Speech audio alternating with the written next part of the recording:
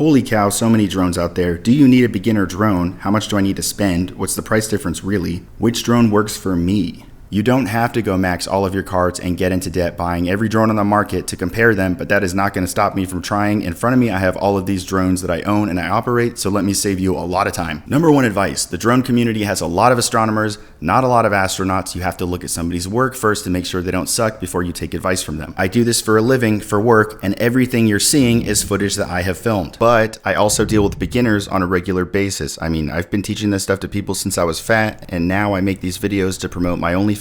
So I'm not going to give you this super snooty advice that you have to buy the $2,000 drone or else the picture's not good enough. Two really big bottom lines going into this. One, there is no beginner drone. It's not like you work your way up from the little toys with a couple of buttons to the bigger, more serious drones once you earn your way. This rinkety little tiny drone right here flies and behaves almost identical to this giant pterodactyl. Bad news though, there is a threshold for quality. Anything under $250 is going to be a rinkety piece of crap plastic toy. You fly it once, you show your wife, she doesn't really care, the divorce draws nearer, you crash it into a tree and then just put it in the closet and never fly it again. Of course, they have a billion good reviews on Amazon. They have super subjective language that says like crystal clear HD, but what does that mean? On the other toy extreme, if you got really excited because you saw a video of some guy do a front flip into a volcano or like dive off a cliff or something, that's an FPV drone. That means first person view. If that's what you want, just Google DJI Avata, and that's like kind of a safe hybrid that you can get where it's like not too crazy, but also you can go really fast. They do flips and spins. It's intended for you to be able to crash this thing all the time. That's kind of the routine. Today, we're talking about regular photo and video drones. You connect these to an app on your phone plugged into a remote. They have stabilized cameras that take photos and videos and save that to a memory card. That is their one focus, and that's what I have sitting in front of me on the table. These drones increase in price and quality from left to right, and the biggest reason for the price difference in these drones is photo and video quality. Starting with the small drones, we have the DJI Neo, the DJI Mini 4K, then this wide boy, the DJI Flip, the Mini 4 Pro, this is the most popular one by far. The Mini 3 is up here, but I don't think you should go get one. For the same price, you can get the DJI Flip, and that has the same camera as the Mini 4 Pro, which is much better quality. Then we have the Air 3 or the Air 3S. The Air 3S is the current version of it, but they're nearly identical. I don't want to move the candles, but this is the Autel Evo Lite Plus, and this is what it looks like back there. It's just orange. These are the top of the line drones now. This is the Mavic 3, and it's my favorite drone up here. And then I'd like to ask you to join me in a moment of recognition for the Mavic 4 Pro. This was not a very long-lived campaign, but we did not get a launch in the United States due to our sassy government and their drama, which sucks because I used the Mavic 4 Pro in January. I met with DJI, and then afterwards they never followed up with me, never sent me one, didn't say anything, and then it wasn't launched in the United States. So I don't have one here to show you, sorry. It's okay though, because we have the Mavic 3 still, and it's pretty close quality. Currently, the USA is being annoying, so I don't think we're gonna get this anytime soon. We might get the updated model if they come out with like a new version of it in 6 months or something. Then there is the Mavic 3 Classic, which doesn't have the extra cameras on it, just the important one, the main camera, and that way it saves you some money. Then I've got this big expensive pterodactyl. This thing was $7,000 when I bought it. It's up here for fun. I just want to show you what a cinema camera looks like, but it is up here just because I'm 12 years old and it's really cool. Still, it looks really cool. Because I have all of these, I want to paint a really fast picture for you to give you an idea of the kind of quality you can get for each of these price points. While you're watching this, if you can't see a huge difference between each of these cameras, then you are in a very good spot. It doesn't mean you're not an expert. It means that buying a drone is going to be way easier for you. Some people need this for work or for clients, so they need those extreme details to be perfect. And I've sold Mini 3 Pro footage for $600 because I had footage of an event. So it's not like anybody's going to turn their nose up to the footage. Otherwise, if you think all of this just looks like good 4K footage, then you're going to have a ton of fun no matter which one of these you pick. Remember, I have a background in video production and camera operating. I'm using a variety of angles and framing and different lighting conditions to try and get good shots, and then any that aren't completely there, I'm changing the color a little bit in the editor to fix any problems. There's two different models of the Mavic 3, and then the bigger model has 3 lenses on it, so I'm also here's some examples of the long telephoto lenses that comes with it. The Inspire is in here just for fun. They're really big camera. Honestly, it's for like filming movies and like broadcast stuff. I put it in here to show you what an expensive camera looks like. All of my drones here are DJI Drones except for one. That is because DJI is market dominant. They're the first to come out with new technology. They're also the best value, the most bang for your buck. They made it realistic and affordable to have a flying camera. So they made this whole drone movement a thing. The vast majority of people are using a DJI drone. So you're gonna find the most support and discussion about it online. I don't really suggest Autel because they're hit or miss. Like, this thing has a phenomenal picture. I love the reds and sunsets on Autel cameras. The Evo Lite Plus is a good drone, but then they'll have another one come out where the camera quality is inconsistent, the software is super buggy, so I don't want to push them because I don't know what's going to happen with them in the future. To put it this way though, if DJI, it was an abusive stepdad who hit you when you grew up and you just refuse, Autel is really the only other route you have. That's not to say there aren't other brands of drones that you can get that work fine. It's just that these two brands are very clearly leading the race and they are by far the most capable. Some of them have last year's technology, but they sell a really good feature like tracking. That's what Skydio does. And later on, I will address where they sit in the range of quality if you're looking at one of those. I know it's confusing with all these names and models and prices. To keep it really simple, clear your mind of everything. DJI's plan is to have 3 lines. The Mini, the maximum convenience and as much quality as they can fit. The Air, which is a halfway point between professional and convenient. And then the Mavics. As much technology and power, don't care who we have to kill to get these government secrets, quality is the priority. Every couple of years, they're going to update these with a newer version with a little bit newer technology, but for the most part, the body, the function, the sensor size, and thankfully the price is pretty much going to stay the same. Occasionally, they feel a little wacky and throw out some random aliens like these experiments. We don't really know about these either. They're probably not going to stick around. There is bound to be a Mini 5 Pro coming out any second now that I've committed to making this video. That's just what they always do, and it'll more than likely stay the same price, but replace all the shelf versions of this drone with a little bit newer firmware, newer features, just like this year's updates to the technology, but around the same quality and capability. All of these drones I'm dealing with are smart drones. They connect to satellites so they know where they are GPS, and then an app on your phone. They can fly 5 miles away, they'll still have a connection. When you turn them on, they just hover. They have sensors to not crash into things. They warn you if anything is wrong or the battery is low. They won't take off if it's somewhere super illegal like an airport. They'll record the location at takeoff and fly back to you before the battery runs out automatically, or if there's an issue like the phone or the controller died, they will remember where they were and then just fly home after like a minute without getting a signal from you. All of these drones have gimbaled, stabilized footage, so even on the smallest one, flying over a cliff and tons of wind, it doesn't even cause a hiccup. It's just nuts to me that we have this kind of technology in 2025. I don't know why more people don't care about it. The really good news, there isn't a brand that seems to charge way more than the others where you'll get ripped off. If you're paying $800 for a drone, you get about $800 worth of drone. There isn't any snobby brand that's like charging way more or something. And for that price, it will be able to do a lot. I don't think you should get a Neo because it's too much like a toy. The quality is not there at all. And it's just up here because so many people ask about it and it is the same brand as the others. Looking at this footage, I know your first thought is going to be, is that the Belgard Dimensions 3-piece paver set in Sierra? And no, actually the color is Bella. I do patios for a hobby. This Neo is also ungodly noisy. It will bring so much attention. This is DJI trying to capitalize on the people who go for the toys, like the $200 market. They were going to go somewhere else and probably get a worse drone. So DJI might as well sell one that has some cool features from its other stuff. Like this one will still follow you. It'll take off from your hand, but they will only put $200 worth of technology into it. So if you can afford at least $250, you have such a massive leap in capability and what these things can do. You have a whole career path you can follow when you spend at least that much. You're getting pro quality footage and a massive leap in capabilities and functions. This footage and these photos I'm showing you right now are done on a $250 drone, the Mini 2. It's now called the Mini 4K, so it's even better than what I'm showing you right now. It is incredible that you can get this kind of quality. When I paid $1,300 just a few years ago in 2017, and it was a much lower quality, but people were still paying for it. So yeah, drone technology is moving at lightning speed. I mean, 2025, what a freaking time to get into drones. If you refuse to spend that much, stop watching this video and go buy a Hollystone drone off of Amazon. That's as much fun as you're gonna have with a really cool toy, but it's not like a flying computer the way these other drones are. One cool thing is that buying used drones is actually a thing. I've bought used drones before and it's been fine. You can tell right away when something's wrong with it. The app or the drone will tell you right away. You would be able to tell if this thing was about to set on fire and fall out the sky. But don't be that guy who's sitting around on forums going, hey, I want to buy a drone. Should I wait for next year's model or the model after that? You're going to be that guy forever. Stop annoying everybody and just get a drone. If you made a huge mistake, just sell it later and then buy this year's model. And then by that point, you will know what you want better. Or if you're scared, just get a used one off of Facebook Marketplace or Craigslist.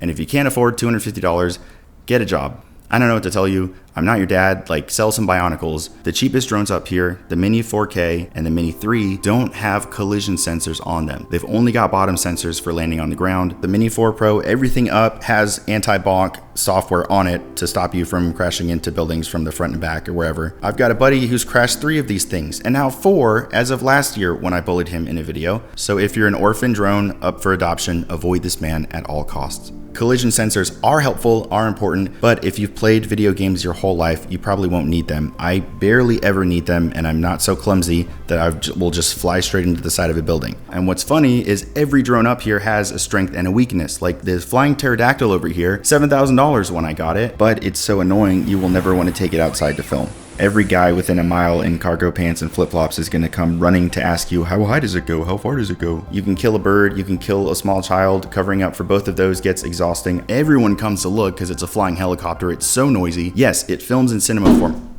formats, but you're never going to want to take this thing outside. That was my handicapped white-winged dove, Roger. He's so concussed at this point, he won't die. He does this every single day. I don't think it's realistic for anybody, but when they're paying you $1,000 a shoot, somewhere inside you find the motivation. They say the best camera is the one you have with you, and that is the case with these smaller drones. They are so much fun to use. They're so discreet, it doesn't draw a crowd. You look like you're just somebody making YouTube videos. They can go in your pocket. The experience is just way better. You look forward to using this thing. The trade-off is supposed to be quality, but they've managed to get to a point where the quality is really good, like the Mini 4 Pro. And from the feedback I've gotten, it doesn't even matter if you have a little one, so long as you know how to use it. If you've never been around a drone at all, it's a lot louder than you think, and it's pretty scary the first time you take off. If I can take off and you're still listening to me talk while I'm doing this, then relatively speaking, compared to other drones, which are like way louder, this is doing a really good job. So I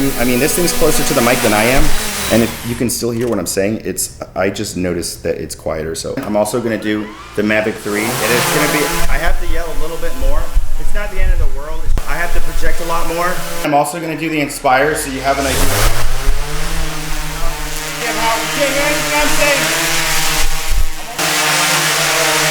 I enjoy the sound from the Mini 3 a lot more than the other drones. I teach a course on drone cinematography and editing. If you're in it, you've heard me say it a million times. Someone using the smallest drone up here will blow somebody out the water using the most expensive one if they have no idea what they're doing, no plan, just take off raw dog and doesn't know photography principles. The angles, the conditions, the settings, it makes a big difference. Back to the guy flipping into a volcano. You've all seen that. Those videos are shot on a GoPro. So it's not like it needs to be the most expensive camera in the world. It's just the content matters more and knowing what to do with the camera. To cut to the chase, the best drone out right now is the Mavic 3 and the Mavic 4 if you're in the right country. They have very similar hardware. The Mavic 4 is just the updated version of the Mavic. So this year's version, cool funsy features like the head spins, but the same sensor size in both of these drones. So very similar quality. With the Mavic 3, I was already getting everything I wanted in a drone. It is undeniably powerful. It's really just uncontested. It's the king of drones. If you can afford one of these, you basically have an easy bake oven for getting phenomenal broadcast quality footage.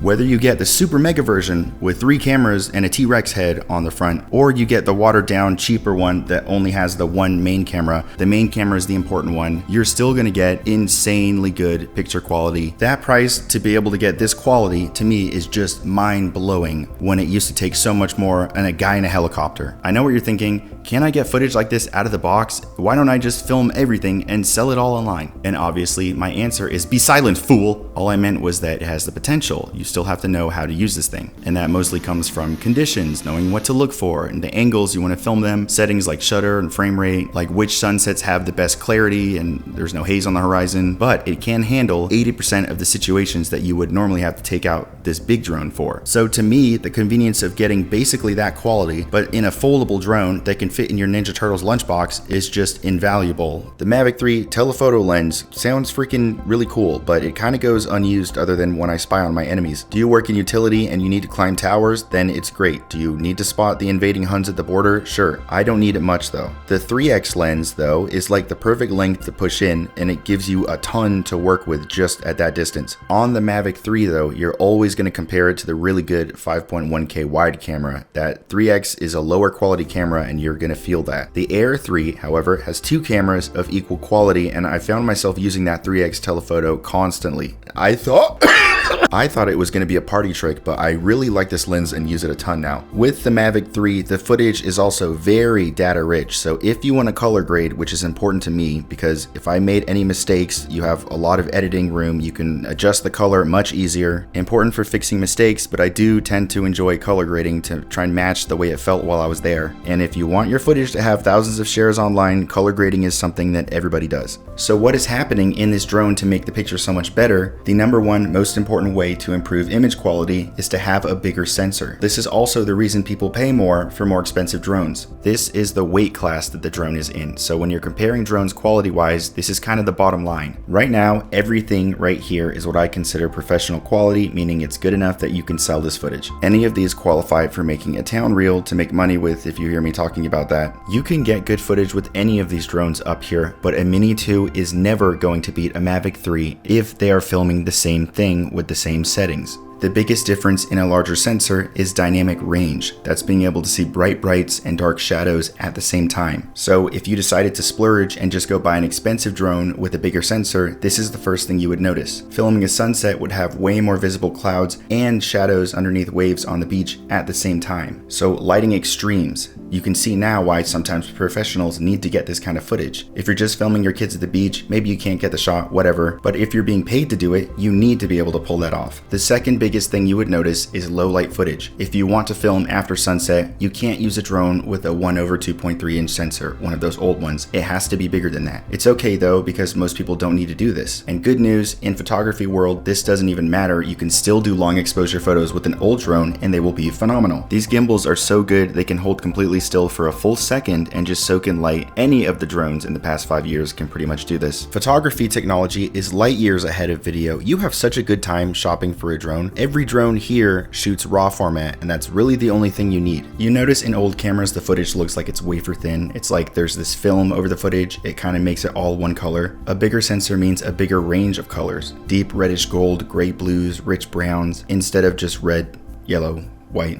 Where does resolution come into play? You notice I haven't brought this up. It almost doesn't matter since all of these drones can give you at least 4K footage. We're at a point now where it doesn't matter if the drone gives you 6K or 4K. I would take the one with the bigger sensor either way. This is a sales point because the average shopper loves the sound of 6K and 8K. That's why they hype it up. Lord of the Rings wasn't filmed in 8K and we're still watching it. If it's going on social media, it's gonna get dumbed down so much anyways, it won't be half the quality of that, so don't stress. Same thing with frames per second, 60 or 120 frames per second, it doesn't matter. The cinematic look is 24 frames a second, and all of them do that at a minimum. Higher frame rates on other cameras are for slow motion footage. I never need to slow my footage down. Drone footage is so far away it's already slow. The only thing I ever need to do is speed it up. For social media, I do think 30 frames per second or 60 frames per second is a little bit cleaner, crisper of a look. It looks more like a news camera. So that I can understand specifically. It just looks more live when you're watching it on a little phone screen. But the intended purpose for 60 and 120 frames per second was to turn that into slow motion footage, to be able to slow it way down. But again, never need it. People online love obsessing over specs when a new drone is coming out, and most of them don't even matter. Flight time, I don't even care. At this point, we're over 25 minutes. I don't need longer than that. I don't know who out there needs to fly for 40 minutes straight. I never need to go through an entire battery on one shoot. I have a second battery that's charging in the car while I'm using the first one, and I get everything I need in like half of that. Somebody online decided to start 9 million arguments about range and connection, why we need to be able to fly 10 kilometers. What is happening 6 miles away? What prison are you trying to smuggle Sudoku and Kit Kats into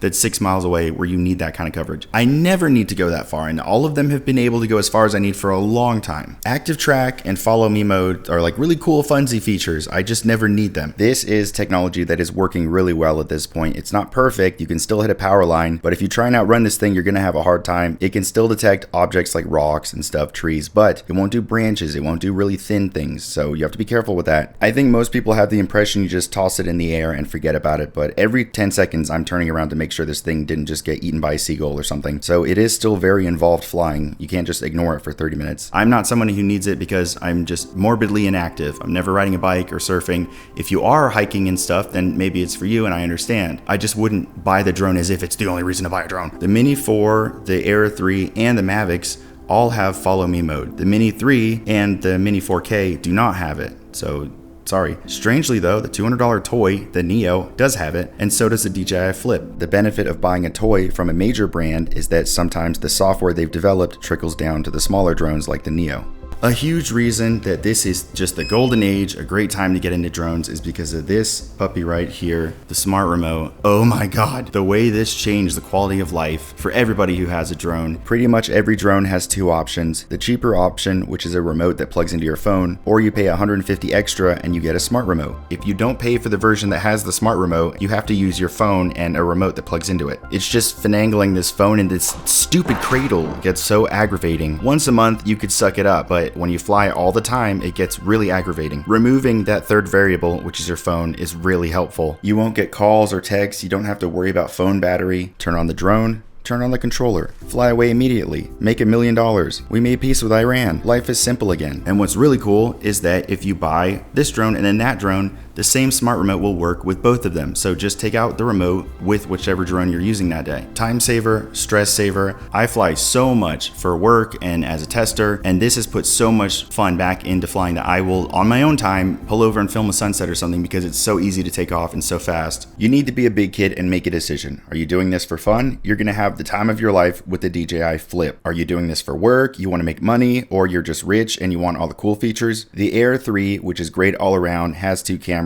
Or if you can afford it, the Mavic 4 or the Mavic 3 in any version. You could also get away with the Mini 4 Pro actually, it's a great drone. But remember, the DJI Flip is a lot less money and it has the same camera on it. The Mini 4 Pro is an all-around much better experience. It has collision sensors all over. It just feels more natural when you're flying, it's not as clunky, it's not as noisy, and it's not as bad in the wind as the Flip. So you can save money, I'm just worried that the Flip is not as fun to use, so because of that you will fly less. The Mini 4 Pro is the perfect size, it can fit in your pocket. The Flip is just an awkward shape and kind of weird. The Flip just has old school guards on the propellers. Both of them have night mode for better low light footage. If we're just talking about the very nice drones, the difference is that the Mini 4 Pro has a smaller sensor. It won't be as good in low light. The Air 3 has a 1-inch sensor, so low light will be a little bit better, and that second camera is the smaller sensor. The Mavic 3 does 5.1K max. That's handy if you're editing and you want to crop in on the footage some, otherwise it's not a big deal, you wouldn't notice. Then the Mavic 4 does 6K, but that's the same sensor size, so it's going to be really similar looking in the end. The Mini 4 Pro is small enough that you wouldn't notice it's with you. The Air 3 and the Mavic 3 are big enough that they would be annoying if you have to carry it around with you in a backpack or on a hike. $150 extra with any of these, and you get the smart remote because they're all compatible. Any of these take phenomenal photos, they're more than enough, and you can do a hyperlapse with all 3 of them. It won't look this good because I have some editing tricks for this, but still. All 3 of them have very good obstacle avoidance. Most people are okay though. If you've played video games, you'll be fine. I haven't even mentioned yet, but with the minis, one really cool feature is that the camera will turn sideways so you can film full 4K vertically, which is great if you're a content creator because this saves so much time, but you usually have to pick between one or the other, and I'm always going to choose wide. So I barely use this feature, but if you're someone who needs it, it's cool. If you're buying a first drone for a kid, a Mini 4K, if you're buying it for a stepchild you don't really like, a used Mini 2 off of Craigslist, I have shown you so much footage from the minis, and if you're taking a step down to get a Mini 3 or a Mini 4K,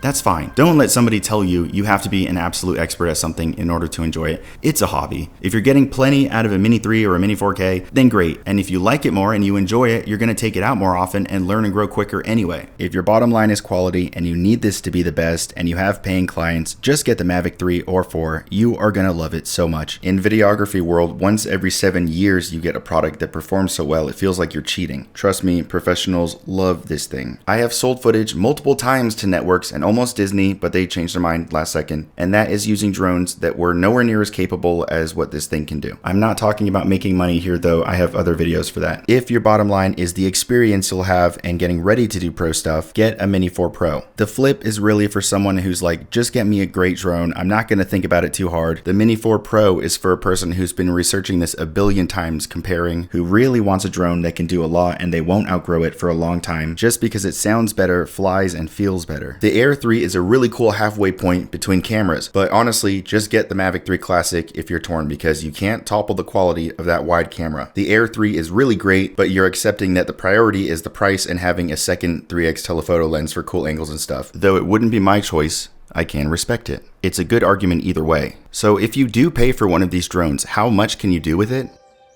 No matter what, nothing beats going somewhere, filming it from a newer perspective, and the footage coming out better than the feeling of what it was like when you were there. That's a common frustration with cell phones. You take a picture and it doesn't match the feeling. Something about a larger sensor just looks way more like you're there, way more realistic, and less like a cell phone filmed it. With these drones or anything larger, it qualifies you for professional work. You can sell this footage, but you can't just turn it on and film. You have to know what you're going to film. Conditions are a big deal. In the cinematography section of the course, you always hear me complain about making sure you don't just pick a day. You try and get a day with a lot of visibility. This kind of drone will show a dramatic difference in the environment during a sunset or when it's morning time. You also have enough data in the footage that you have room to work with when you're color grading, so you can fix errors and make it look a lot nicer. That's a lot of work, and it takes some knowing what to look for. So for a beginner, you would probably just shoot in normal profile, but most of my footage is using normal profile to show that off, and it still looks really, really good. When you hear me talk about not outgrowing your drone for a long time, that means it's going to take a long enough time to learn so much about cinematography, editing, lighting, stuff like that, that your drone is what is holding you back. For a beginner, it's great even if you were filming just with default normal settings. And then when you're good enough to learn how to shoot, flatter, and color grade your footage, you will get phenomenal stuff with this. Color grading will take it a long way, but that's for later. From my perspective, being able to use the features as marketing points, and if you win one extra job just because of the difference in quality, you're pretty much already there towards paying off the difference, and that makes it an obvious choice. I have a course on all of this stuff. I'll link it in the description. Otherwise, I don't know what else to tell you. Also, get a few shots in mind before you take off, because a lot of people get one, fly it straight in the air, and then don't have anything in mind, so their footage is bad and they give up. You have to have a plan before you take off. Once you look at your footage afterwards and you get that feeling of like everything came out better than what you were planning in your head, that is a very addictive feeling, and you'll want to go back for that again and again, and that is how it starts.